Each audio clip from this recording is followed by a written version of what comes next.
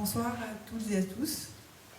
Nous sommes particulièrement très heureux d'accueillir ce soir Lubna Serraj à Essaouira. Merci d'avoir accepté l'invitation. Merci pour votre invitation, surtout. Merci d'être avec nous pour la présentation de son premier roman, qui est un roman au titre très évocateur, pourvu qu'il soit de bonne humeur. Ce premier roman a été publié en mars 2020. Il sort très prochainement en France, le 11 mars. Aujourd'hui. Il sort aujourd'hui en France. Bravo. Et donc je vous présente Lubna, qui est auteure, mais aussi éditrice. Et aussi une voix à la radio, puisqu'elle est chroniqueuse de radio. C'est un roman que j'ai lu, qui m'a beaucoup ému, qui est passionnant et surtout très captivant. Et je vais les laisser en parler. Ravie également d'accueillir ce soir, d'avoir parmi nous Marion Bouzid, que certains d'entre vous connaissent. Marion sera ce soir la modératrice. Elle vit à Essaouira depuis une quinzaine d'années. Elle est psychologue, mais aussi auteure, avec un livre qui a été publié, qui a été présenté ici, qui a été publié il y a quelques années, Les pouvoirs de la tolérance. Merci d'être là avec nous et je vous passe la parole. Bonjour tout le monde, bonjour Lubna, bonjour Louisa. Je remercie beaucoup Louisa et l'Institut français d'avoir pensé à moi pour cette modération et puis d'avoir invité Lubna Serraj. Ça m'a donné l'occasion évidemment de la découvrir autrement que comme une voix sur Lux Radio. Et pour présenter un petit peu le sujet et puis pour présenter un petit peu le livre de Lubna, on peut toujours penser, quand on parle de la violence conjugale, le danger c'est de tomber dans la caricature. Et évidemment, j'ai été plus que agréablement surprise. On est tout sauf dans la caricature dans le livre de Lubna. Elle nous amène à travers différents personnages, puisqu'on se met dans la peau de différents personnages. C'est un livre à plusieurs voix qui parle avec le je, la première personne du singulier. Donc elle nous amène à nous plonger dans la peau des personnages. Et finalement, évidemment, il y a une scène inaugurale qui montre tout ce qu'est la violence conjugale, qui nous plonge comme ça, nous lecteurs, dans une sorte d'effroi. On vit un tout petit peu ce que peuvent vivre les victimes, dans le sens où on ressent des émotions très fortes dès le départ. C'est évidemment nécessaire, c'était nécessaire de dire, de montrer les choses telles qu'elles peuvent être. Parfois, on peut tomber dans la colère suite à ça, c'est ce que ça m'a fait ressentir personnellement, de la rage, de la colère, de l'indignation, une envie de condamner, de juger. Donc on peut tomber dans des clichés facilement, et évidemment parce que l'émotionnel est activé. Quand l'émotionnel est activé, le rationnel est désactivé. Mais petit à petit, en nous plongeant dans la peau des personnages, on est obligé finalement de comprendre plutôt que de juger. Donc pour les personnes qui n'ont pas lu le livre, il faut quand même donner je vais donner quelques petits éléments avant de poser ma première question à Lubna. C'est l'histoire de deux destins, de deux femmes que tout oppose en apparence. On a l'histoire de Lilia, qui est une jeune femme, qui est journaliste, un peu intrépide, qui est farouchement éprise de liberté, qui est en apparence, qui a une liberté extraordinaire, une liberté de choisir sa vie, son destin, etc. Et puis, 2 générations avant, dans les années 40, on a sa grand-mère, Maya, on a l'histoire de Maya, qui, évidemment, a une vie complètement opposée. Elle a dû arrêter ses études à 15 ans, mariée avec un homme qu'elle ne connaissait pas, qu'elle n'a pas choisi, et qui va s'avérer d'une extrême violence avec elle. Donc elle va rentrer dans un schéma de soumission dans son foyer, duquel elle aura du mal à se déprendre. Et donc, si en apparence tous les opposent, en fait, on va se rendre compte petit à petit qu'il y a quand même un point commun, quelque chose qui les relie, qui est la liberté, en fait. Cette recherche de liberté éperdue, finalement. Donc, c'est évidemment un livre sur la liberté. On va aborder plein de thèmes différents. La liberté, les clichés, le mal que la violence des clichés, la violence conjugale, évidemment, le désir de maternité, la transmission intergénérationnelle du traumatisme. On va aborder tous ces sujets-là, mais il faut se dire avant que c'est quand même un roman et que c'est palpitant et que, évidemment, la petite fille qui va souffrir des stigmates de la violence de sa grand-mère, en fait, elle va avoir des réapparitions. Il y a plusieurs dimensions. Il y a la dimension du réel et du fantastique qui s'entremêlent. La grand-mère fait des réapparitions dans la vie de sa petite fille sous forme de flash, de cauchemar, mais aussi de souffrance. Elle va souffrir physiquement, Lilia. Et elle va être obligée d'enquêter sur les racines de la souffrance de sa grand-mère, finalement, pour se libérer elle-même du poids du passé. Donc, petit à petit, elle va, comme ça, dans cette quête de vérité, pouvoir se soigner elle-même en redonnant la parole, en mettant la lumière sur ce qui est arrivé à sa grand-mère. Donc voilà, on est pris, on est happé dans ce roman, page par page, pour justement toucher du doigt cette vérité, les racines de la violence. Donc, évidemment, il traite d'un sujet très sensible, ce livre, et évidemment il y a des violences qui sont très évidentes. Il y a la violence physique, Lubna, mais derrière la violence physique, ce que je trouve très intéressant aussi, c'est qu'il y a plein d'autres types de violences qui vont apparaître dans ce livre, et on va bien comprendre que finalement la maltraitance, elle est le fruit de tout un système. Il y a la violence morale aussi que subit Maya, il y a plusieurs personnages qu'on rencontre dans le livre, comme un Français très paternaliste, le collègue journaliste qui dit à Lilia, non, je vais y aller à ta place parce que c'est trop dangereux, et qui prend donc Lilia comme une pauvre chose incapable de se défendre. On a le directeur de rédaction qui, au nom de sa vision de ce qu'est la liberté, veut dévoiler la femme et donc exercer une violence sur elle. On a aussi les femmes qui, elles-mêmes, exercent une certaine violence sur leurs propres congénères en imposant des sortes de clichés, de normes sur ce qu'est être une femme, une bonne épouse, une bonne mère. Et puis on a encore, en dernier lieu, et il y en aura peut-être d'autres, toutes ces femmes comme Lilia qui, au nom justement du féminisme, on va dire, veulent arracher les femmes victimes de violence à la violence qu'elles subissent, finalement en exerçant une forme d'ingérence, finalement, les inciter à se rebeller, qui peuvent parfois régler leur compte aussi à travers leur lutte. Voilà. J'ai envie, ma question est la suivante, c'est comment est-ce que tu as pris conscience justement de ces différents types de violences ça semble être le fruit d'un parcours personnel, vraiment d'une réflexion. Et est-ce que, à l'image de Lilia, justement, tu as enquêté ces enquêtes auprès des femmes victimes de violences qui t'ont amené à comprendre toute cette complexité, mettre en évidence toute cette complexité, en fait? Alors, oui, en fait, enfin, un roman ou un écrit, soit un écrit, un roman ou un essai, c'est toujours le fruit d'une réflexion qui peut être soit portée pendant très très longtemps, soit issue d'une rencontre, d'une confrontation, d'un mal-être parfois.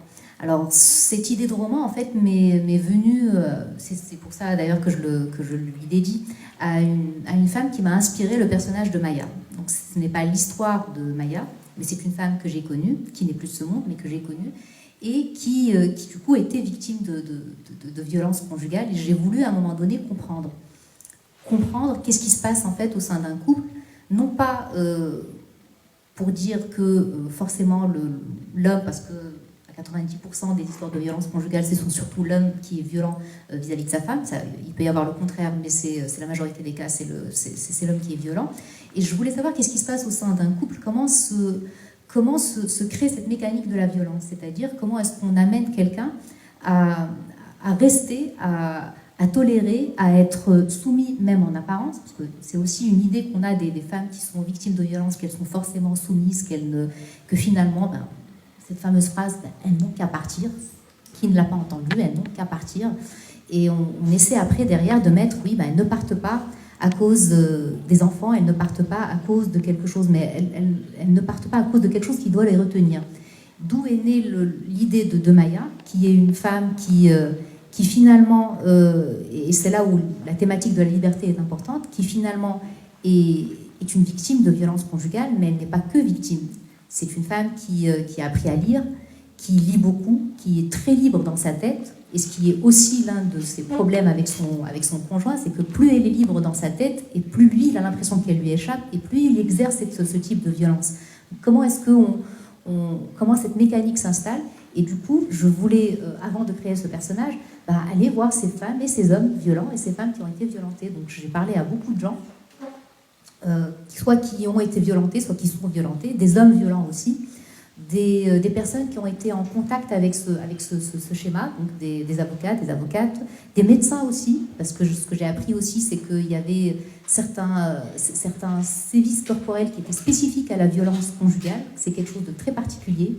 Il y a comme une sorte d'intelligence dans la violence, que les coups frappés sont dans certains endroits bien particuliers pour qu'ils ne soient pas détectés. Et vous avez par exemple les problèmes de pancréas, etc. C'est spécialement à ces endroits-là qu'on essaie de taper toujours sur les tissus mous pour qu'il n'y ait pas de traces. Et voilà, donc c'est quelque chose qui m'a passionnée. Donc je me suis dit, je vais aller voir tout ça commencer. Et j'ai été très surprise par les réactions de ces femmes et de ces hommes, parce que comme tout système, en fait, la violence conjugale, ça se construit à deux. C'est que quelque part, il y a effectivement un système de domination qui est imposé, et puis il y a aussi un système de ce que j'appelle d'ailleurs dans le livre, c'est l'espèce de schéma de cercle vicieux qui s'installe. Et donc, on a souvent, ça commence un peu crescendo, donc c'est une petite gifle, une petite tape, etc. Et puis ça continue. Et puis quand ça devient vraiment des coups réguliers, eh bien, il y a ce schéma qui s'installe, c'est les coups. Après, ce sont les excuses, parce que finalement, l'homme regrette toujours, la personne violente regrette toujours, elle dit « j'étais énervée, c'est toi qui m'as provoqué, finalement ». Et ça amène l'étape suivante, qui est la culpabilisation de la personne. S'installe après, ok, tu m'as provoqué, mais finalement, je te pardonne. Donc c'est la personne violente qui pardonne à la personne violentée. Donc je te pardonne et en même temps je te présente mes excuses parce que finalement le coup est parti tout seul. On a souvent entendu ça, le coup est parti tout seul, etc. Puis après il y a la phase qu'on appelle la lune de miel. Parce qu'il y a toujours une récompense derrière la violence. Il y a la lune de miel, donc l'homme devient extrêmement amoureux. Souvent les femmes me disaient oui, mais c'est comme vraiment les premières années de notre mariage. Il est affectueux, il est amoureux, il est tendre. Et c'est une belle personne finalement. Et il ne le voulait pas, ce coup est parti tout seul, vraiment. Il ne le voulait pas. Jusqu'au prochain. Et ça s'installe, et ça devient à la limite même un moyen de communication entre les deux. Et c'est ce schéma que je voulais à un moment donné montrer, à travers cette enquête que fait justement Lilia, donc qui est la journaliste à l'époque contemporaine, mais je voulais que ça soit déclenché par quelque chose de plus personnel, par cette histoire de la grand-mère, parce que on ne mène pas des recherches de la même manière quand on est touché que quand c'est un sujet, on va dire, d'études assez externe. Il y a une distance qui s'installe qui n'est pas la même. Et au fur et à mesure, donc je voulais effectivement montrer que d'abord, il y a plusieurs types de violences et aussi que c'est un sujet qui est beaucoup plus partagé. J'installe effectivement Maya dans les années 40, 50. C'est pas pour dire que la violence existait dans les années 40, 50 et qu'elle a disparu aujourd'hui, parce que Lydia fait une enquête dans les temps modernes et qu'elle se rend compte que finalement, on va dire que ça n'a pas énormément changé, surtout dans ce pays. Mais c'est plus pour dire que c'était pour cet aspect de liberté. On a un Maroc d'un côté qui est colonisé dans les années 40-50. On a Maya qui est aussi une résistante dans les années 40-50, qui lit, qui est libre dans sa tête. C'est comme ça qu'elle le vit, elle l'est. Parce qu'elle est libre de penser, parce qu'elle s'enferme dans quelque chose, parce qu'elle se crée une bulle de liberté. Et on a de l'autre côté, aujourd'hui, ce Maroc de 2020-21, qui est un Maroc indépendant. On est indépendant, qui est un Maroc où finalement les femmes sont libres. On est grosso modo libre. Mais qu'est-ce que vraiment c'est la liberté? Et c'est ça le questionnement que va se poser Lilia finalement. Est-ce qu'on n'amène pas parfois des schémas qui nous enferment, notamment via la transmission transgénérationnelle, notamment via des idées, des préjugés que l'on se construit, dans lesquels on s'enferme? Est-ce que finalement on est vraiment libre de penser? Est-ce que la liberté telle qu'on la conçoit aujourd'hui, est-ce qu'elle est vraiment totale? Et est-ce qu'on ne trouve pas aussi des moyens de nous enfermer dans certains schémas vis-à-vis de nous-mêmes comme vis-à-vis des autres?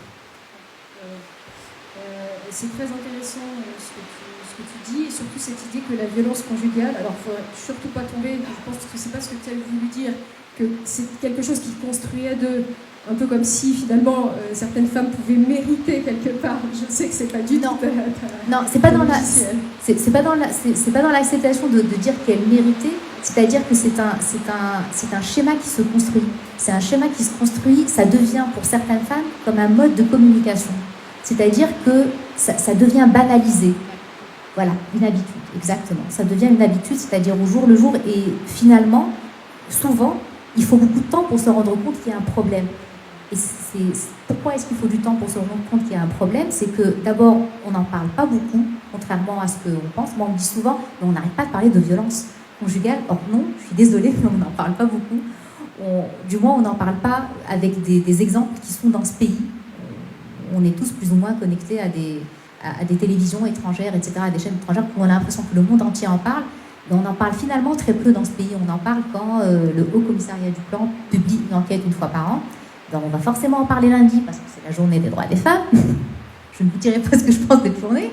Mais bon, donc on n'en parle pas souvent, et du coup, on installe et on encourage ce déni qu'a vécu Maya au sein de sa famille, parce que généralement, les très proches de la famille savent qu'il y a un problème, sentent qu'il y a un problème. Et on a ce fameux « ça les regarde ». Ça les regarde, on ne va surtout pas intervenir parce que c'est une famille, parce que c'est chouma, parce que ça va déstabiliser, c'est mal vu. Et finalement, c'est quelque chose qui est aussi encouragé. C'est dans ce sens-là que c'est un système, à l'intérieur et à l'extérieur du couple. J'ai cité vraiment plusieurs formes de violence, et j'en ai oublié une que tu abordes dans ce livre, à mon avis, qui est la violence intérieure, en fait. Donc on lira un passage, mais peut-être juste pour introduire le sujet. Et là, tu parles de tout un système, tu parles de l'entourage. Quand j'entends la violence intérieure, c'est cette tyrannie, des clichés, des fausses croyances qu'on s'impose à soi-même, justement, qui sont véhiculés largement par la société, sur ce qu'est être un homme, donc sur ce qu'est être une femme.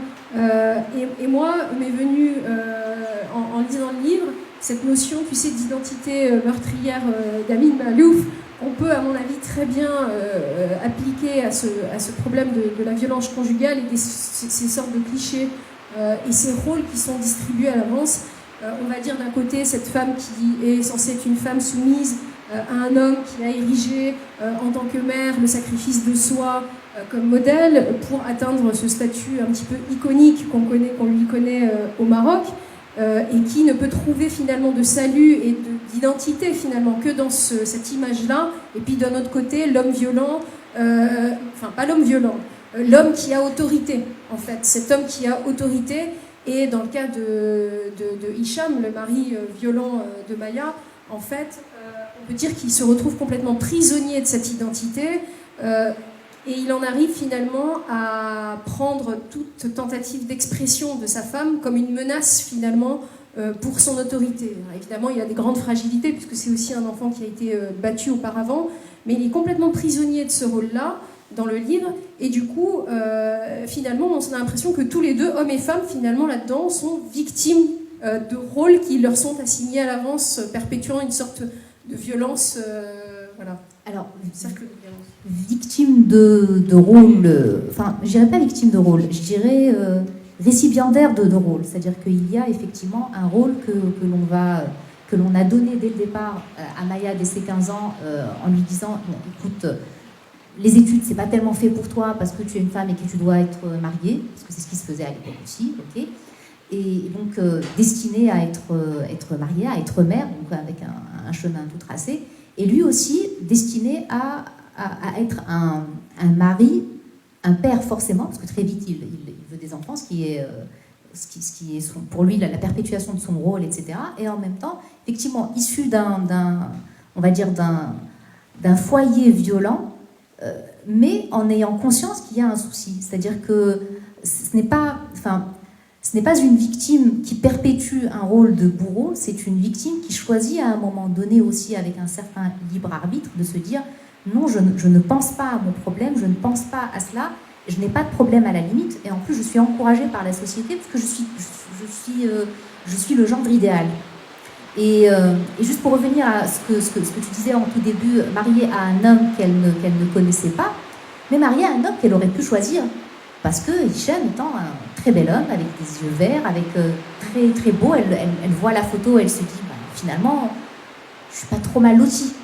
Il n'est pas laid, il est charmant, il est très charmant avec tout le monde, toute sa famille l'adore, parce que la facilité justement c'est de tomber sur un cliché de forcément un homme violent est un homme repoussant, moche, qui est bougon, etc.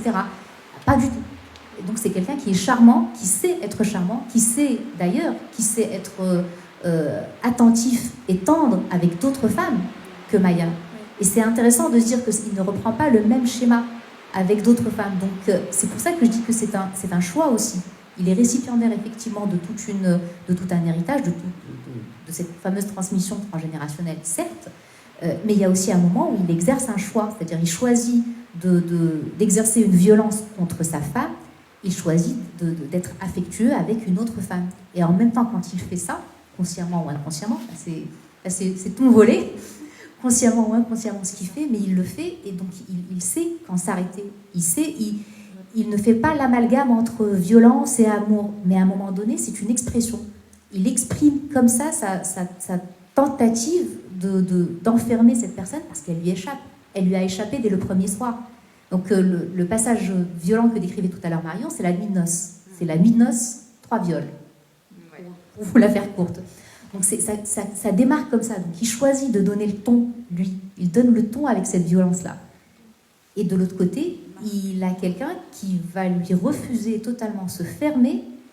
Alors, globalement, c'est comme si elle lui disait « Ok, tu veux mon corps, tu l'as, mais finalement, tu n'as rien d'autre. » Et à ça, il ne s'y attend pas, en fait. Et c'est un homme extrêmement complexe, de toute façon, que Hicham. Comme tous les êtres humains. Voilà, parce qu'à certains moments, on est dans ce qu'on appelle maintenant vraiment la perversion manipulatrice narcissique. Enfin, on est vraiment dans des descriptions comme ça d'hommes qui donnent une image à l'extérieur du foyer qui n'est pas la même dans le foyer, qui peut arriver d'ailleurs chez les hommes comme chez les femmes, je rassure tout le monde.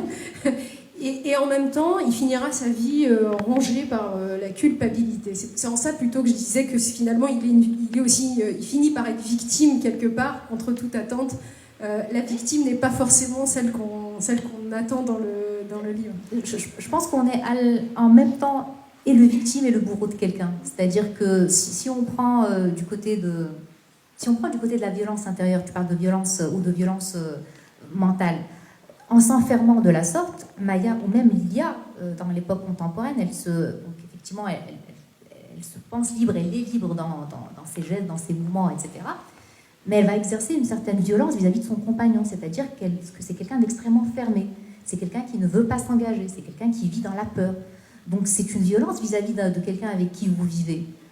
C'est aussi une forme de violence. Donc en même temps, est-ce qu'on peut juste prendre conscience qu'on peut être en même temps, consciemment ou inconsciemment bien sûr, on peut s'infliger à soi-même des choses, on peut les infliger aux autres, sans pour autant être dans un schéma connu de violence conjugale, physique, etc. Tout à fait. Là, tu prêches une convaincue, puisque dans le travail que j'ai fait sur la tolérance, on va voir tous les degrés de conscience, d'intentionnalité dans la violence qu'il peut exercer aux autres. Et là, évidemment, c'est une variable qui change tout, on va dire. Il y a aussi autre chose là, qui m'apparaît évident dans ton discours et puis suite à la lecture de ce livre.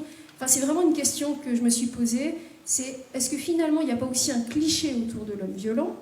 Puisqu'on va parler du cliché de la femme battue, on va parler du cliché de la mère parfaite, mais est-ce qu'il n'y a pas un cliché de l'homme violent, justement, qui fait que ces victimes, comme on ne tombe jamais sur le cliché, finalement, n'arrivent pas forcément à identifier, elles pensent toujours que peut-être que leur cas est un peu différent, qu'il n'est pas si violent que ça, finalement, et qu'elles n'arrivent pas à déceler l'homme violent parce qu'elles n'ont pas la case, en fait. Ils ne rentrent pas dans la bonne case. C'est un peu... Enfin, les clichés, que ce soit du côté du bourreau ou des victimes, il est un peu le même. C'est comme un peu quand vous parlez de femmes violées, par exemple, dans la rue. On dit oui, en fait, si c'est pas une femme dans une ruelle sombre qui sort de l'usine, etc., c'est pas une bonne victime, c'est pas une bonne femme violée. Si sa jupe est trop courte, si elle était dans un certain endroit, à une certaine heure, avant le couvre-feu bien sûr, une certaine heure où on se dit, est-ce qu'elle n'a pas finalement cherché? On est à l'affût de la victime parfaite. Bon, aussi, on est à l'affût du bourreau parfait. C'est pour ça que je disais tout à l'heure, c'est un homme charmant, Hicham. C'est un homme charmant, c'est quelqu'un qui travaille, qui a une situation, qui est très beau, qui est adorable avec toute sa belle famille, qui est adorable avec les sœurs de Maya, qui reçoit tout le monde, voilà. Donc à l'époque, c'est un homme parfait, c'est le gendre idéal. Eh bien, le gendre idéal peut aussi être un bourreau. Ça ne veut pas dire que tous les gendres idéaux, bien sûr, sont des bourreaux, mais bon, ça peut arriver aussi. Donc effectivement, donc comme on l'a compris, on a que de la complexité, oui, c'est jamais si simple que ça peut le paraître au départ. Et j'ai envie de dire, ce que j'ai bien aimé aussi dans ton livre, Lubna, c'est que tu reprends certaines idées reçues afin de mieux parfois leur tordre le cou. Donc on a face à Hicham ce mari, alors là pour le coup, je ne sais pas où on le place sur les degrés de conscience ou d'intentionnalité de nuire, si on s'est posé la question, où il est, mais il semble être plutôt vers le haut, donc plutôt machiste, plutôt violent. Et on a à côté dans le livre beaucoup de modèles d'hommes qui sont tout l'inverse, mais alors tout l'inverse ça ne veut pas dire faible, tout l'inverse ça veut dire qu'on a des vrais modèles d'hommes forts, courageux, et qui sont en même temps, qui savent faire preuve de sensibilité et qui savent respecter cette liberté, en fait, ne pas faire d'ingérence, respecter cette zone de liberté de la femme. Donc on a Marwan, le frère de Maya, on a Rani, le compagnon de Lilia, on a un Français paternaliste, je l'ai cité, et on a ce colon français qu'on rencontre, que Maya rencontre, qui fait preuve d'une extrême dureté, brutalité, et puis en même temps, on a ce Français amoureux des lettres et respectueux des êtres, donc de Maya, de Maya, et qui va être vraiment comme une sorte de lueur à l'horizon pour elle. Et puis on a Maya qui est elle-même victime, mais en même temps qu'on découvre très très libre dans sa tête. Et puis en dernier lieu, Hicham lui-même, homme violent, mais dont on découvre la culpabilité derrière. Donc j'ai envie de dire, ces portraits que tu nous fais, ça laisse à penser peut-être que si l'enfer est dans certains hommes, finalement le salut est peut-être dans d'autres, que si l'enfer est dans certaines femmes, le salut est peut-être dans d'autres. Et si l'enfer puisqu'il y a certaines versions de la religion aussi, même si on ne va pas faire un débat là-dessus, véhicule comme ça une vision assez dure, le salut aussi peut-être dans d'autres visions, puisqu'il y a un passage qu'on va lire ensuite entre Marwan et Maya, où justement il y a cette invocation à une autre lecture. J'ai envie de dire, le message est-il que si l'enfer est à l'intérieur de nous-mêmes, en fait, seuls nous-mêmes pouvons nous en libérer. Finalement, on ne peut pas tirer quelqu'un contre son gré de l'oppression. Enfin, honnêtement, je ne pense pas qu'on puisse émanciper quelqu'un, que ce soit une personne à titre individuel ou un peuple. On ne peut pas amener un peuple à se libérer de la même manière qu'on ne peut pas amener un individu, qui soit d'ailleurs un homme ou une femme, à s'émanciper, avec tout ce qu'on pourrait mettre derrière ce mot d'ailleurs. Tout simplement parce que ce sont des cheminements personnels, et tu parles de modèles. Pour moi, ce sont juste des êtres humains avec toute leur incohérence et avec toute leur complexité. Marwan étant le frère de Maya, effectivement c'est un autre modèle, c'est la personne qui est la plus proche de Maya dans le livre. Donc c'est quelqu'un qui est son confident, c'est lui qui lui achète des livres, etc., qui l'encourage finalement à garder cette lueur de liberté. Bien, Marwan, finalement, aussi est un résistant, tout comme sa sœur d'ailleurs, comme Maya, participe à la résistance dans le Maroc des années 40-50. Et Marwan, c'est aussi la même personne qui sent qu'il y a un problème dans son couple, mais qui va choisir de se taire. Donc, est-ce que nous ne sommes pas tous et toutes une sorte de somme de petit courage et de grande lâcheté, quelque part? On peut être et cela, on peut être un résistant admirable parce qu'on a participé, etc., parce qu'on y croit, et en même temps faire preuve de quelque lâcheté dans notre vie, parce que c'est trop gros pour être porté, parce que ça va déclencher des choses qu'on ne peut pas, à la limite, imaginer, ni même dont on ne peut maîtriser l'ampleur. Donc je crois qu'on est un peu tous et toutes comme ça, que l'on soit des hommes et des femmes. Et j'aime bien l'idée qu'à la limite, on se réconcilie avec l'être humain, alors avec tout ce qu'on porte comme enfer et d'idées bonnes ou mauvaises, juste en s'autorisant à se dire oui, on est ça et ça. Et à la limite, ça fait du bien de le dire, et ça fait aussi du bien à la personne qui est en train peut-être de dire quelque chose de particulier, de le lui dire. C'est-à-dire qu'à un moment donné, quand Marwan avoue donc à la petite fille de Maya, qui est Lilia, oui, effectivement, je le savais, il l'avoue, et il le dit de telle manière à ce que lui-même puisse se pardonner quelque part, parce que c'est quelque chose qu'on porte aussi en nous. Mais tout ça, c'est aussi sous l'égide, comme on disait tout à l'heure, sous cet énorme panneau de silence que l'on s'impose quelque part par rapport à certains sujets tabous. La violence au sein des couples est un exemple. Je rappelle quand même que dans ce pays, le viol conjugal n'est toujours pas reconnu par la loi. Donc c'est un vrai problème qu'en 2021, à mes yeux, c'est un vrai problème qu'en 2021, le viol conjugal ne soit pas reconnu par la loi. Là, il n'y a ni histoire de religion, ni rien du tout. Parce que même dans la religion, on ne dit pas qu'il faut attraper une femme ou un homme et le mettre dans son lit. Donc pourquoi est-ce que ce n'est pas encore dans la loi ? C'est parce qu'on n'en parle pas encore assez, parce qu'il n'y a pas encore de débat, parce que les gens se disent à la limite « Ah oui, ça existe, oui, mais c'est minoritaire. » Mais est-ce que c'est vraiment minoritaire ? Quand vous voyez les quelques études qu'a commencé à faire le Haut Commissariat du Plan, le HCP, c'est absolument pas minoritaire. Quand vous voyez dans ces études-là que quand on pose des questions à des femmes et à des hommes, est-ce que vous comprenez que les hommes battent leurs femmes ? Il y a quand même une grande proportion qui dit oui. On ne va pas leur jeter des pierres à cette proportion de gens qui disent oui. Il doit bien y avoir une raison pour laquelle on se dit c'est acceptable qu'une femme se prenne des coups. Il doit y avoir une raison. Et d'ailleurs, il n'y en a pas qu'une, il y en a plusieurs. C'est bien d'en parler quand même pour aussi avoir un autre son de cloche que oui, attention, c'est pas bien, c'est le méchant et c'est la gentille. Ça marche pas comme ça. Le méchant et le gentil, j'y ai jamais cru. Et puis pour sortir du déni, il faut comprendre et accepter et comprendre. Il faut en parler, bien sûr. Est-ce qu'on lit ce fameux passage, justement, puisqu'on est en train de parler de Marwan, le frère de Maya. Donc, alors c'est un passage qu'on va vous lire à deux voix, parce que c'est un dialogue alors il faut dire que c'est un dialogue de Marwan et de sa sœur Maya, donc c'est celle qui est la grand-mère, hein, qui est justement victime.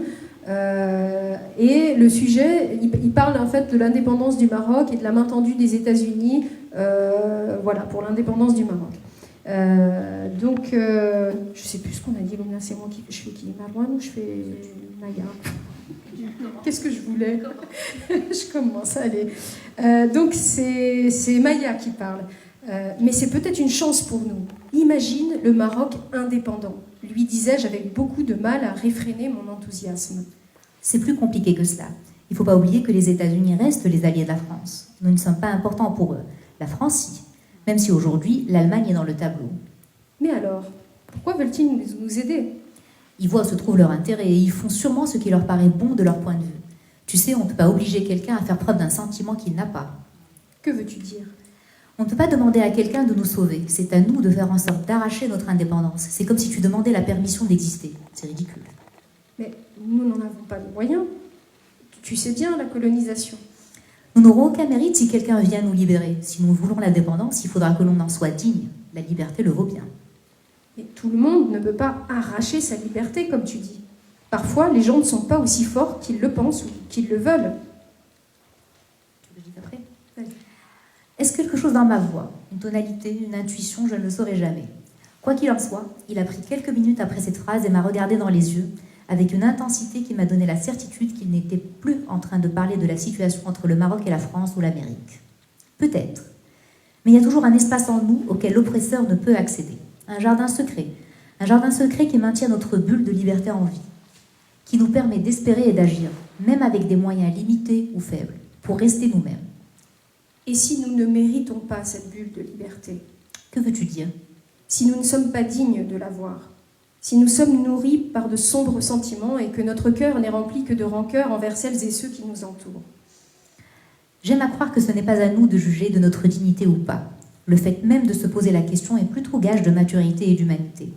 Si Dieu a mis dans notre cœur des sentiments, À nous de les accepter et de faire preuve d'humilité.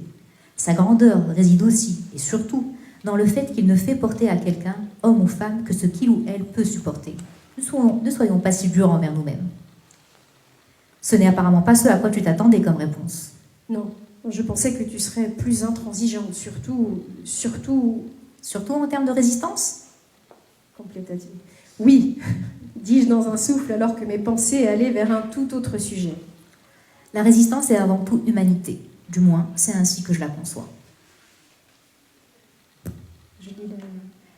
À chaque fois que je me rappelle cette discussion, c'est Maya qui parle, du mois de novembre 42, je bénis mon frère de m'avoir donné son absolution. Je ne suis pas condamnée à expier un quelconque péché.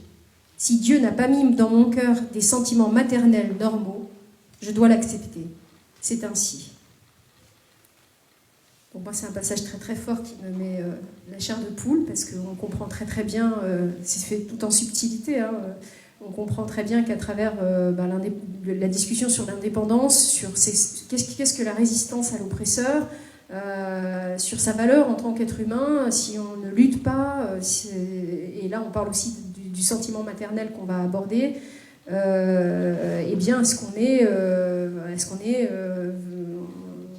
a le droit de vivre, d'exister, est-ce qu'on est digne? Voilà, merci Lumna. Et c'est vrai que c'est suite à ce dialogue finalement, comme elle le dit à la fin, que Maya va s'autoriser quelque part à croire et à construire son espace de liberté, même si dans les faits, même si dans la réalité, elle est victime de son oppresseur en fait. Et là, peut-être on peut enchaîner sur cette histoire de rapport à la maternité, en fait, puisque Maya, ça revient régulièrement dans le livre, la grand-mère, justement, cette femme qui a été vouée à un destin tout tracé, ne ressent pas d'amour maternel pour ses enfants. Dans le livre, les enfants apparaissent presque comme des ombres, hein. Je pense que c'était voulu, comme des étrangers, ils ne sont pas nommés, on leur donne pas il n'y a pas de caractéristiques. Et du coup, on arrive à les percevoir, nous, lecteurs, un petit peu comme doit les percevoir Maya. Alors évidemment, Maya, elle a des tas de raisons, on va dire, d'avoir du mal à construire ce lien maternel, puisque évidemment, elle voit dans ses enfants, finalement, le fruit de la violence conjugale, donc elle reste prisonnière de ça. Mais au-delà de ça, il y a vraiment ce cliché aussi qui est à l'intérieur des femmes et qui est à l'intérieur de Maya, que si on ne ressent pas d'instinct maternel, c'est qu'on est sûrement une mère affreuse ou indigne, et elle en ressent beaucoup de culpabilité. Et moi, ça fait écho effectivement à ma pratique de psychologue et de psychothérapeute, puisque je rencontre parfois des femmes. Pour moi, il y a deux, mais évidemment beaucoup plus de catégories de femmes, hein, je vous rassure, mais il y en a au moins deux. Il y a ces femmes qui ressentent un attachement viscéral, fusionnel, dès la naissance de leur enfant, voire même avant, dans le ventre. Donc cet attachement très très fort. Et puis il y a d'autres catégories de femmes qui, force est de constater, ne vont pas ressentir d'attachement particulier à leur enfant à la naissance et qui peuvent en être vraiment effrayées. Et je dois vraiment les rassurer en leur expliquant que le lien va finalement se construire très progressivement au fur et à mesure qu'il y a une relation qui se crée entre la mère et son enfant, au fur et à mesure que l'enfant s'humanise. Et j'ai envie de dire, dans beaucoup de cultures ancestrales, dites primitives, j'aime pas du tout ce mot, qui contiennent vraiment une très grande sagesse, il y a des rituels justement pour faire passer le bébé de l'état, on dit qu'il faut le couper du monde des ancêtres, du monde des morts, pour l'humaniser et l'ancrer dans le monde ici. Et comme l'enterrement du double placentaire, ou le fait qu'on ne nomme pas les enfants tout de suite, on attend d'abord de les identifier. Donc il y a cette sagesse ancestrale. Et puis je dois dire que j'espère rassurer beaucoup de femmes de cette manière-là, mais je veux dire, est-ce que c'est encore un autre cliché finalement d'une certaine forme de violence faite aux femmes que tu as voulu battre en brèche dans le livre? L'instinct maternel, le fameux, le sacro-saint instinct maternel, il a nourri beaucoup d'écrits, et il est aussi l'objet de beaucoup de fantasmes. C'est-à-dire que dans l'imaginaire de plusieurs personnes, une femme aspire à avoir des enfants. Et si elle n'aspire pas à avoir des enfants, c'est qu'il y a un problème quelque part. C'est qu'il faut savoir la raison, justement. La raison pourquoi est-ce qu'elle ne veut pas avoir d'enfants. C'est-à-dire ne pas vouloir, n'étant pas une raison suffisante. Ce n'est pas quelque chose d'audible. Ça pique. Et je parlais à beaucoup de gens pour qui ça pique énormément, cette histoire. Alors comment on fait quand on est mère, qu'on ne l'a pas forcément choisi, parce que là aussi c'est encore un autre débat de société qui est est-ce qu'on fait des enfants parce qu'on les choisit vraiment de faire des enfants, ou pour répondre aussi à une certaine norme sociale, parce qu'il faut, quand un couple s'installe. D'ailleurs c'est intéressant de dire que quand on demande, ce qu'on nomme famille, généralement c'est pas le couple. C'est de couple avec les enfants. Sinon, on parle de couple, on ne parle pas vraiment de famille. Or, normalement, une famille, ça pourrait être 2 personnes ou plus. C'est pas suffisant. Il y a quelque chose qui manque. Et ce que je voulais mettre dans ce personnage, parce que je ne voulais pas mettre je ne veux pas faire de Maya une sainte. Mais Maya, c'est pas une sainte, c'est un être humain avec ses propres violences, avec ses propres faiblesses, avec ses propres ses qualités et ses défauts. Et je ne sais pas du coup où est-ce qu'on va mettre l'absence d'instinct maternel, est-ce que ça sera une qualité ou un défaut, mais Maya ne ressent pas de sentiment maternel pour ses enfants. Ce qui ne veut pas dire que toutes les femmes violentées ne ressentent pas de sentiment maternel pour leurs enfants, non, c'est faux, mais elle ne le ressent pas. Est-ce que c'est parce que, effectivement, ce sont le fruit de violences? Peut-être, on ne sait pas. Est-ce que c'est parce qu'elle-même n'a pas aspiré à être mère et qu'elle se rend compte là, avec des enfants, elle est là, il y a un nourrisson. Elle fait tout, elle fait en sorte que ces enfants grandissent, ils sont bien traités, ils ne sont pas maltraités, mais il n'y a pas d'amour, il n'y a pas de lien. Le lien ne se crée pas, l'attachement ne se crée pas. Et je voulais en faire en fait une victime de violence, mais pas une mère martyre finalement, parce que du coup, on se pose la question, mais si elle n'aime pas ses enfants, si à la limite elle est libre dans sa tête, va revenir la question, pourquoi elle part pas? Pourquoi elle n'en parle pas? Et c'est ça ce que je voulais aussi mettre, c'est pas quelqu'un de parfait.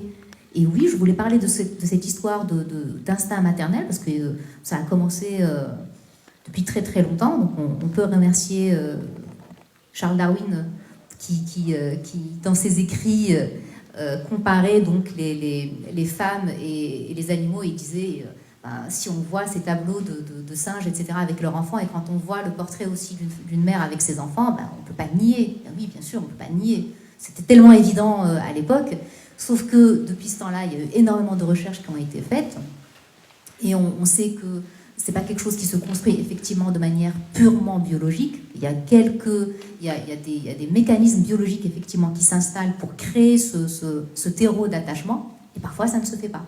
Et parfois ces éléments biologiques ne suffisent pas.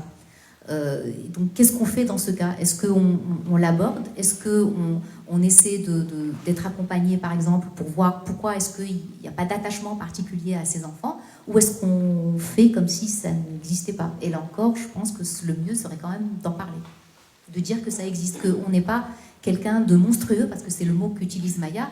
Je n'aime pas mes enfants, je suis un monstre. Et ce dialogue qu'on a lu tout à l'heure, c'est quelque part cette absolution que lui donne son frère, c'est de dire, oui, mais si tu n'as pas ces sentiments dans ton cœur, ça ne fait pas de toi une mauvaise personne, ça fait que tu n'as pas ces sentiments dans ton cœur, et à la limite, fais la paix avec toi-même par rapport à ça. C'était là aussi le but de ce passage. Oui, tout à fait. J'ai envie qu'on... Parce que on a le temps, bien. J'ai envie qu'on passe un autre passage, parce que... c'est peut-être le deuxième, celui que tu m'avais... Lequel? Alors, je ne l'ai pas marqué, moi. Donc, il a marqué. Oui.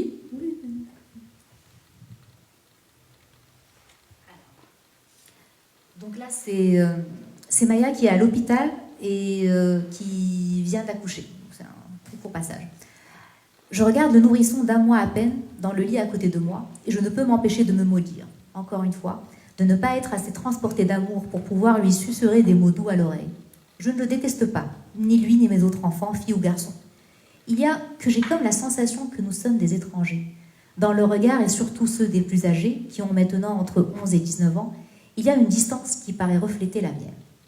Et en fait, Maya, dans toute sa vie, elle va se dire qu'elle est en fait entourée d'étrangers. Bien sûr, ça a un impact aussi sur ses propres enfants. C'est-à-dire que ses enfants, à un moment donné, dans le livre, il y a un dialogue entre son aîné et elle, qui la regarde et qui lui dit « Mais en fait, qu'est-ce que tu fais là? Pourquoi tu es là? Parce que quand on n'a pas de sentiments, c'est difficile de donner quelque chose que l'on n'a pas. Donc elle se force à faire comme il faut, donc à assurer le manger, à faire en sorte aussi qu'ils ne prennent pas des coups aussi de la part de leur père. Mais finalement, cette absence de sentiments, elle est aussi accompagnée d'un autre côté par une certaine réciprocité. Donc il y a quelque chose qui est coupé entre elle et ses enfants. Tout à fait. Et c'est vrai que tout participe à cet enfermement dans lequel elle est, et finalement elle va trouver sa liberté dans la littérature, dans la résistance aussi. Elle va trouver cette petite bulle, cet espace de liberté là-dedans, et c'est vrai que tout participe finalement dans le livre à sentir que dans la réalité elle est dans une sorte de prison, d'enfermement de tous les côtés en fait. En gardant une fenêtre de liberté, justement. C'est ça qui sauve.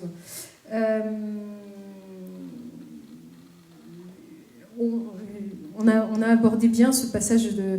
Après, c'est vrai que cette histoire d'instinct maternel, là, ce que tu abordes, il y a vraiment... On a le poids du déterminisme, là. On sent que c'est aussi ce sujet-là que tu as voulu aborder, peut-être désamorcer des évidences, cette évidence du déterminisme biologique, là, j'entends. Et c'est vrai que j'ai envie de dire de mon métier, de ma posture à moi, il y a tellement de choses qui viennent interférer avec ce fameux instinct maternel, qui peuvent venir entacher cet attachement qu'une mère peut avoir pour ses enfants, et sur le désir de maternité. Donc il y a évidemment l'histoire, notre propre lien à notre propre mère, qui vient jouer pour une femme avec le lien qu'elle va nouer avec ses enfants. Effectivement, on ne peut pas donner ce qu'on n'a pas reçu aussi. Donc c'est des choses aussi qui peuvent se transmettre complètement intergénérationnellement. Il y a parfois des enfants victimes de maltraitance, moi que je rencontre dans mon cabinet, dont on essaye de sortir finalement de schémas de pensée très violents et qui sont qui ne veulent pas avoir d'enfants parce qu'ils ne veulent juste pas faire subir à leurs enfants ce qu'eux-mêmes ont subi, et ils ont vraiment trop peur finalement de reproduire le même schéma. Donc j'ai envie de dire que tout ça est très très complexe, et évidemment on ne peut pas tout réduire à ce fameux déterminisme. Et personne dans la tête des femmes. Donc pour savoir à leur place finalement tous les enjeux, parce que c'est des enjeux multiples qui interviennent dans ce paramètre-là. Qui pour moi n'est ni un défaut ni une qualité finalement, puisque c'est juste un état de fait. Mais c'est pour ça que je disais tout à l'heure, est-ce qu'on va le classer dans les qualités ou les défauts, parce que forcément on aime bien mettre des étiquettes quand même sur les choses, on aime beaucoup, enfin c'est rassurant de se dire que telle chose est comme ça, à sa place, et l'instinct maternel, cette certitude que quelque part cet attachement va être là, ça rassure énormément. Donc quand il y a quelque chose quand il y a un quoi qui sort comme ça, on n'a pas envie. On n'a pas envie de le voir parce que ça sort du tableau, c'est pas bien, c'est un peu comme la violence conjugale. On se dit, c'est marginal, c'est minime, c'est marginal sans qu'on ait fait d'enquête dessus, c'est minime et finalement, on se rend compte que, est-ce que c'est vraiment si marginal que ça? Est-ce que les femmes et les hommes d'ailleurs se posent vraiment des questions? Pourquoi est-ce qu'on veut avoir des enfants? Est-ce qu'on veut avoir des enfants parce que dans la société c'est bien fait, c'est bien vu d'avoir des enfants? Est-ce qu'on en a assez que l'on nous demande alors c'est pour quand le prochain, etc. C'est une vraie question, vraiment, je trouve que c'est une vraie question. Parce que sinon après, on fait porter à nos enfants des choses que probablement ils n'ont pas demandé à porter. Et juste si on se pose une ou deux questions, c'est super. Si on a envie d'avoir des enfants parce que c'est quelque chose qui est pensé et que c'est une vraie envie, c'est déjà, on va dire, vraiment un bon bout de chemin qui est fait. Mais si on ne se pose pas la question et qu'on dit, ok, on est dans un schéma où on est marié, pas d'ailleurs, et c'est dans la logique, cette fameuse logique des choses, cette fameuse continuité des choses, finalement, oui, on reproduit peut-être des schémas qui peuvent être bons pour certains, mais pas pour d'autres. Et j'ai envie de dire, en tant que psychologue, même quand on pense faire des enfants avec un vrai désir d'enfant, on peut quand même le faire pour des raisons qui sont parfois peut-être pas les bonnes, et donc transmettre des choses. Donc c'est très complexe, et c'est aussi la question de la liberté intérieure en fait que tu abordes. Et puis alors là, moi j'aimerais bien qu'on aborde le cas de Lilia aussi, avec la problématique de Lilia. Et oui, voilà. Donc, du coup,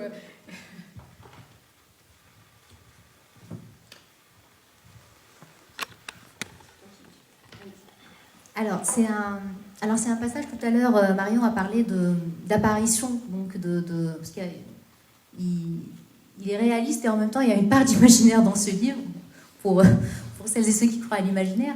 Donc Maya fait des apparitions dans les rêves, parfois en présence de sa petite fille. Et il y a une discussion, un dialogue qui se fait entre les deux femmes. Et à l'issue de ce dialogue, il y a une certaine prise de conscience que Lilia fait, et elle se dit ceci. Je prends ce soir conscience que là où Maya a construit sa bulle de liberté, au sein même de sa prison, j'ai fait le choix inverse en important une bulle de prison dans ma liberté. Je revois le visage de Reda, l'un de mes tout premiers fleurs de jeunesse qui, pensant assurément me faire plaisir, m'offrit une bague.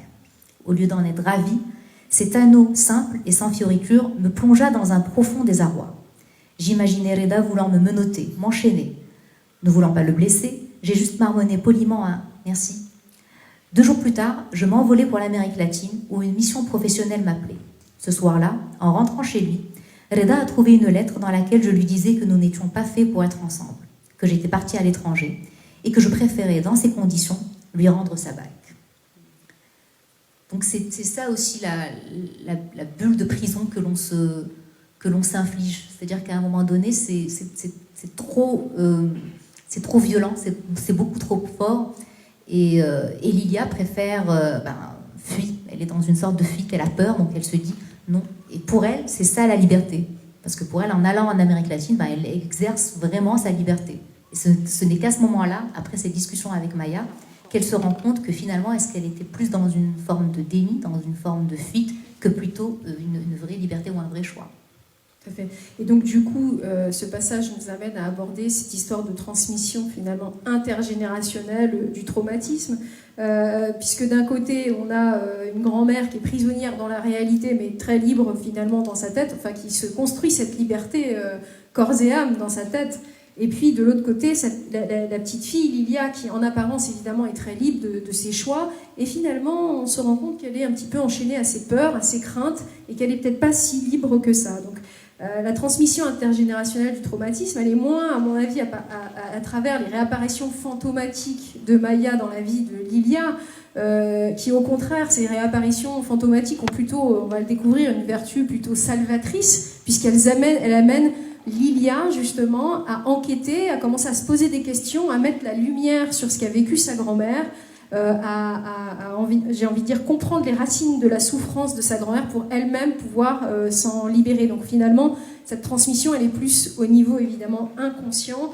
Et évidemment, ce que ça nous amène peut-être à poser comme question, c'est qu'on voit bien que dans cette quête de liberté, Lilia, cette journaliste, Lilia, finalement, elle devient presque l'oppresseur elle-même, puisque elle va faire du mal un petit peu autour d'elle, par sa crainte de s'engager. Elle n'est pas si libre que ça, dans le sens où finalement, si elle y réfléchit bien, son souhait, un de ses souhaits les plus profonds, c'est de bâtir cette relation de couple, cette relation saine pour elle.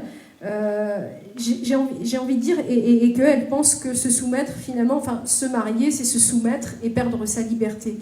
J'ai envie de te demander, est-ce que tu penses que parfois certains mouvements féministes actuels finalement peuvent tomber dans ce piège de la liberté et de cet extrémisme qui finalement ne peut faire que perpétuer le cercle de la violence, quoi. Alors, dans les mouvements féministes, il y a énormément de choses, bien sûr. Et effectivement, il y a des courants féministes qui bon, déjà, je suis féministe et je l'assume, déjà comme ça on est très clair. Il y a certains mouvements effectivement féministes qui voient l'autonomisation, la liberté de la femme avec on va dire comme une sorte de checklist, avec certains critères. Alors, pour vous définir comme étant libre, eh bien, il faut que vous soyez ceci. Bon, là, aujourd'hui, il y a tout un débat sur le fait de se raser ou pas, de se maquiller ou pas, etc. Ça en vient à des détails aussi simples et basiques. Et puis, il y a effectivement ça. Il y a, non, finalement, on ne peut pas être libre dans le cadre d'un mariage, etc. Donc il y a effectivement ça. Il y a cette imposition d'un certain schéma, d'un certain cadre. C'est marrant parce que là, dans ce que tu dis, c'est comme des critères. J'ai l'impression qu'on a aussi des critères de l'autre côté, dans l'ultra, de comment la femme doit s'habiller, comment la femme doit se couvrir. On a l'impression que finalement, on est exactement dans le même schéma, mais en miroir, en fait. Mais oui, parce que c'est ni l'un ni l'autre, finalement, ne va laisser un espace juste d'existence des femmes telles qu'elles sont. C'est-à-dire qu'à un moment donné, pendant un certain temps d'ailleurs, les mouvements féministes qu'on appelle le féminisme civilisationnel a pensé le mouvement de la libération de la femme, qui, j'aimerais bien qu'on me la présente, parce que moi je ne la connais pas, la femme, bien sûr, mais la femme, c'était la femme bourgeoise, etc. C'était pas la femme ouvrière, c'était pas la femme dans les pays colonisés, c'était la femme d'un certain... la femme blanche, bourgeoise. Donc ça a été pensé comme ça. Ça ne veut pas dire qu'il faut cracher sur ce féminisme civilisationnel. Ça veut dire que c'est une partie des mouvements féministes. Il y a aujourd'hui beaucoup de mouvements. Vous avez des mouvements de féminisme, par exemple, intersectionnels, qui, eux, vont plus s'attacher à une sorte de superposition de sources d'oppression. C'est-à-dire, par exemple, il y a et le racisme, et le sexisme, et parfois aussi l'impérialisme. Donc, l'histoire des mouvements féministes, elle est beaucoup plus compliquée et beaucoup plus, on va dire, riche que ce qu'on veut aujourd'hui le faire passer comme message. Et oui, il y a certains mouvements féministes pour qui le mariage par nature ou l'engagement par nature, c'est quelque chose d'oppressant par nature. C'est-à-dire que c'est quelque chose, vous avez même des darwinistes qui aujourd'hui vous disent, en fait, pour que la femme soit effectivement l'égale de l'homme, il faudrait qu'on ait des utérus artificiels. Donc, il ne s'agit pas de condamner ici ou là, il s'agit juste de dire que ce sont des moments de pensée qui existent. Mais dans ces moments de pensée, il y a aussi une certaine violence, une certaine non-tolérance par rapport à juste ce dont ont besoin certaines femmes. C'est-à-dire que si on va par exemple, dans notre pays, si on va dans des zones qui sont reculées, qui sont rurales, etc., et qu'on dit, vous avez besoin de quoi ? Vous avez besoin de quoi pour être, par exemple, pour être dans une autonomie financière, par exemple, pour ne pas vous sentir obligé d'aller de la maison de vos parents à la maison d'un mari que peut-être vous avez choisi ou pas. Vous avez besoin de quoi ? C'est le fait d'aller vraiment des attentes et des besoins des femmes et des hommes qui peut effectivement donner lieu à ce qu'on disait tout à l'heure comme émancipation. Donc Liliane n'est pas dans ce schéma, on va dire, de féministe, elle n'est pas dans ce mouvement féministe, mais elle a, on va dire, comme beaucoup de gens d'ailleurs, comme nous tous, elle a des préjugés. Elle se dit qu'effectivement, la violence, ça concerne certaines personnes. Elle a des préjugés qui sont aussi issus de sa propre histoire, qu'elle ignore d'ailleurs, qu'elle finit par découvrir à l'issue de son enquête. Mais elle a des préjugés qui disent, oui, on est libéré parce qu'on est dans un certain schéma, on est soumise forcément parce qu'on est dans un certain schéma, et donc elle se cherche aussi. Et déjà, j'imagine que se poser la question est déjà une première étape pour arriver à peut-être changer d'avis, à entamer une réflexion.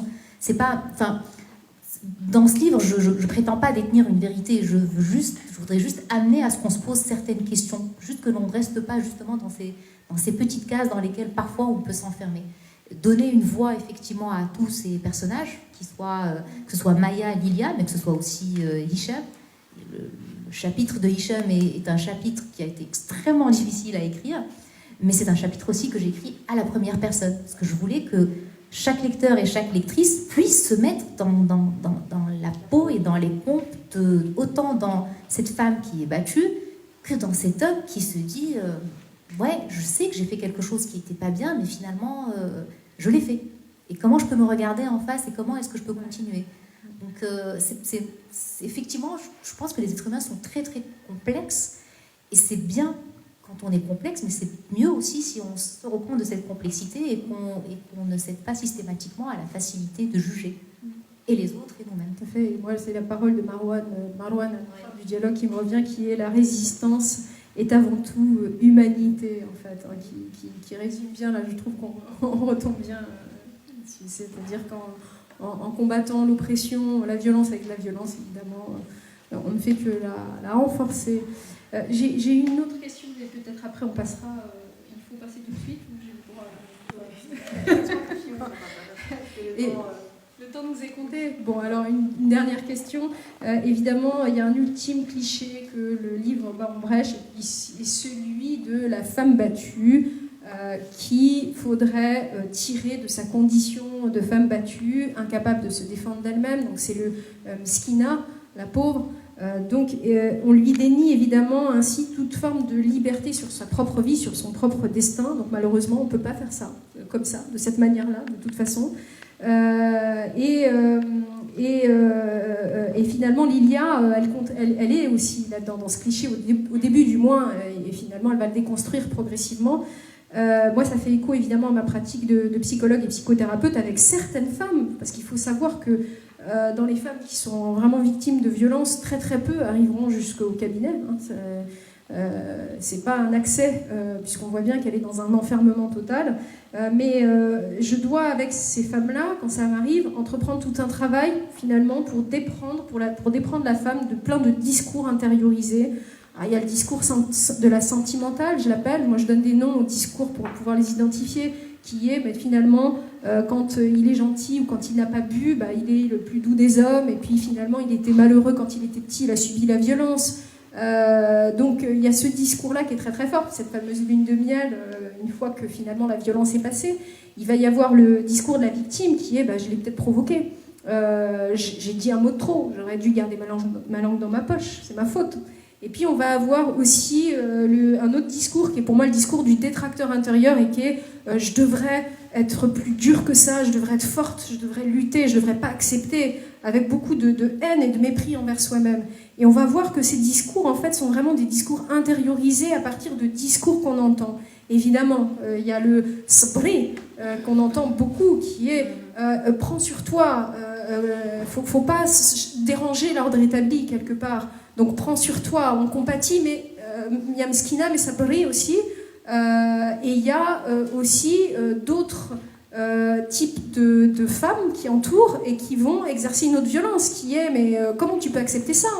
Il faut que tu sortes de cette situation. Comment tu peux accepter de te faire maltraiter ? Et donc on voit que la femme, finalement, elle peut être complètement tiraillée dans des directions complètement opposées, arriver à une sorte de clivage intérieur, justement entre des discours que tout oppose, et puis finalement être dans l'incapacité totale de prendre une quelconque décision. Donc j'ai envie de dire, même si on comprend peut-être aujourd'hui ce qu'il ne faut pas faire, j'ai envie de dire qu'est-ce qu'il faut faire finalement pour... peut-être Marouane nous donne un petit peu quand même des clés pour comprendre qu'est-ce qu'il faudrait faire finalement pour aider ces femmes victimes de violences. Peut-être commencer par les laisser parler et les écouter déjà. C'était à mon début parce que effectivement ces femmes ont des parcours qui sont différents et si on parle aujourd'hui d'ailleurs de violence, c'est parce que ça ne s'est pas arrêté aux années 40-50 et que ça continue aujourd'hui et que c'est un sujet qui semble d'actualité mais qui est quand même qui n'est pas assez abordé et qui souvent reste au stade de chiffres. Donc on voit très peu de témoignages de femmes, on voit très peu par exemple de reportages de tournant autour de la violence, mais autour de vrais cas de violence conjugale. Pourtant, moi j'ai été très surprise par la facilité avec laquelle les femmes et les hommes d'ailleurs parlent. C'est-à-dire que quand vous posez des questions et que vous n'êtes pas justement dans une posture de jugement et les gens parlent, même les hommes parlent. C'est un besoin aussi. Enfin, j'imagine aussi que dans ton métier tu vas. Et peut-être que juste commencer par les écouter d'abord et voir comment s'installe ce système et pouvoir, parce que forcément on a envie d'aider. Et forcément, tu faisais allusion à ces femmes qui disent oui, pourquoi tu pars pas, etc. Je crois que c'est la chose qui m'a le plus fascinée, parce que sur beaucoup de femmes à qui j'ai parlé, mais de différents milieux sociaux, etc., c'est vraiment la phrase qui est revenue le plus souvent. C'était oui, mais on me dit qu'il faut partir. Mais après, vous avez des réalités qui ne sont pas les mêmes pour toutes les personnes, même pour des femmes de milieux aisés, etc. Vous avez une pression aussi de la société qui est particulière. Vous avez des familles, vous avez des familles qui vous disent « mais tu vas briser la famille si tu pars ». Vous avez des maris, des conjoints qui sont en larmes après les coups. Et donc la femme se dit « oui, mais finalement, c'est moi le bourreau, c'est moi qui suis coupable, c'est moi qui ne comprends rien, c'est moi qui le provoque ». Alors que d'un côté, toutes me disent, oui, mais tous les jours, je me dis, attention, pourvu qu'il soit de bonne humeur, justement. Le pourvu qu'il soit de bonne humeur, c'est ça, c'est que ça peut se déclencher à n'importe quel moment. Et on se rend compte qu'on vit en fait dans une sorte d'angoisse perpétuelle. Ce système fait vivre dans une sorte d'angoisse perpétuelle. On ne sait jamais à quel moment est-ce que ça va est-ce que ça va être déchaîné. On ne sait jamais. Est-ce que c'est une bouteille d'eau qui est mal placée? Est-ce que c'est un geste? Est-ce que c'est un regard? Et ça, c'est la force justement de certains hommes violents ou de femmes qui sont violentes dans les couples où c'est l'homme. J'élargis parce que c'est vrai qu'il y a les deux. C'est que cette capacité à être à être en fait non seulement dans l'enfermement, mais dans une sorte d'emprise. C'est-à-dire que c'est vraiment un système d'emprise qui s'installe. Parce que du coup, la victime de violence, elle se pose perpétuellement des questions sur qu'est-ce que j'ai fait, qu'est-ce qui a déclenché, qu'est-ce que je dois faire pour que ça ne se déclenche plus, comment masquer, comment faire comme si de rien n'était. Finalement, justement, après dans la période de lune de miel, il m'aime beaucoup, c'est sa manière, il m'aime mal. J'ai entendu quelqu'un qui m'a dit, mais il m'aime comme ça, oui, il m'aime mal. C'est l'amour même violent est toujours mieux que la carence totale. Oui, voilà, c'est plus que l'amourage du coup. C'est vraiment oui. Donc peut-être que l'idée serait, je n'ai pas de conseils à donner, mais je me dis que déjà commencer à les écouter, c'est peut-être un bon début. Oui, tout à fait. Et puis il y a une partie, parce que j'ai cité plusieurs parties, plusieurs discours, mais il y a aussi une partie dure de parfois certaines femmes qui font aussi subir. C'est-à-dire qu'ils rendent la violence à leur manière, donc ils vont la rendre par des mots, qui vont rabaisser, qui vont être très durs, et donc c'est beaucoup plus complexe que ça. Évidemment, il va y avoir ensuite cette culpabilité de c'est moi qui l'ai provoqué. Donc les choses, c'est là qu'on voit qu'il y a vraiment là, le système. Le système. Je crois qu'on va commencer à ouvrir le débat et la discussion à l'auditoire. Oui, merci. Oui.